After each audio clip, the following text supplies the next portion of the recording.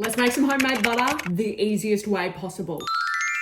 I've been making my own butter now for about 6 months, and I can tell you what, I will never go back. 600 mils. I'm using pure cream. You can use thickened cream. Regardless of what people tell you, you can use thickened cream. It's got thickeners in it, but it still works the same way. Get it down to room temperature. It will save you like 20 minutes of mixing. That went everywhere. Try and avoid that. My mixer, it's a Kmart mixer. Sometimes it takes me like full 10 minutes. If you've got a better mixer, probably only a couple of minutes. Really depends on your mixer. Cover your mixer, otherwise you're gonna be splattered with cream everywhere. All right, pop that bad boy on and let's make some butter. There's a lot of waiting. Whipped cream within a few minutes. You just need to scrape down the sides ever so slightly. Otherwise you'll end up with less butter and it'll be mixed with random bits of cream. Let's keep mixing. You should be able to see the buttermilk in there. If you haven't got it like this, where you can see the bits of butter, don't stop, keep mixing. Oh yeah, look at that butter. Stunning. Butter is churned. We now need to strain it. Get a glass bowl or any bowl, your biggest bowl, and then any kind of strainer. This is a little Timu one. I think it's meant for rice, but if you've got a sifter, use that. You just want little holes. Get rid of your whisk. You don't need that anymore. You want to make sure your sifter or your strainer is inside the bowl. The good thing about making your own butter, guys, is you get to keep the buttermilk. This is a good batch. There's little bits around the side. I don't normally get those. It's like half butter, half still cream. That's what I was talking about wiping down the sides. We just want to strain enough of that buttermilk out, and then we have to wash the butter. The more buttermilk you get out of the butter, the longer it's going to last. Leave too much buttermilk in, your butter's going to go rancid pretty quickly. I think we've got most of that out. Save your buttermilk, people. This doesn't last that long, if I'm being honest. A day, 2 at most. You want to use this pretty quickly, but it is good for like fried chicken or even buttermilk pancakes. Get this bowl and rinse it out. We're using it again. Rinsed out and clean. I've filled it with the tiniest bit of cold water. Put your butter back in to the cold water, and we're just going to mix it on low. This is the hands-free way of rinsing your butter. I used to have to massage it myself through the cold water. No. I hate touching the butter. There is nothing worse than that feeling of butter all through your fingers. Yeah. Put it in here, rinse it. You probably need to do 2 to 3 rinses, but no butter on your fingers. Stunning. The only change is we're using this one now. Paddle, I think it's called a paddle. And we just want it kind of low. Little PSA, if you put too much water in, it does go everywhere. I learnt the hard way. Okay, turns out I haven't learnt anything at all. Let's just turn this down a little bit more. That's okay, that's good, I think. A lot of buttermilk gets out and it starts to clump together. That is what we want, people. The butter should now kind of stick here. Put your little bowl back underneath for the drips, but that should just stick on there. Get rid of your water, fresh water. We're gonna do it again. Tiny bit of water, less than last time. We're just gonna do that. I reckon one more time. It's looking pretty clean. One more wash, then we should be good to add our salt. Look at the butter we made, everyone. Sometimes I like to just leave it sitting here as well, just to let it drip, because you don't want wet butter, you know? Empty out this water one more time, then we're gonna add our salt.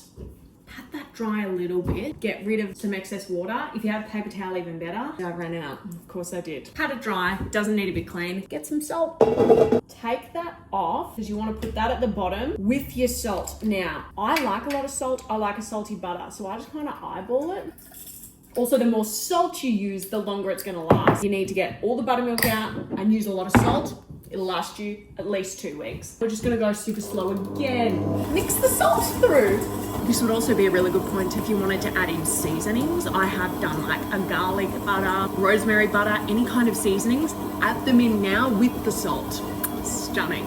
To finish and wrap up your butter, there's a couple of different options. You can just put in a little ball, put it in a log. This is my preferred method and it's a new method for me. I got given butter molds. This is one from Kilner. I got it for my birthday and it's got interchangeable. You can either have butter on the top or this little cow and a sunrise. We're going to do the cow and the sunrise. So you just put the mold that you want on top, put it at the bottom, squish your butter in, and then you're just going to pop it in the freezer for like half an hour and it should be good. This is the second time using the mold, everyone. But the first time I used it, I just put all the butter in and it didn't get the perfect like imprints at the bottom. So I'm just going to put a little bit in the bottom to start, press that in, and then put the rest in. Let's just really focus on pushing it into every little crevice, because if that cow and sunrise aren't popping, I'll be angry. I think that's pressed down pretty well. We're just gonna pack it in the sides, because can you imagine like the little crinkles on the sides of the butter? How pretty! That should be good. If I've got any gaps, I'm gonna be...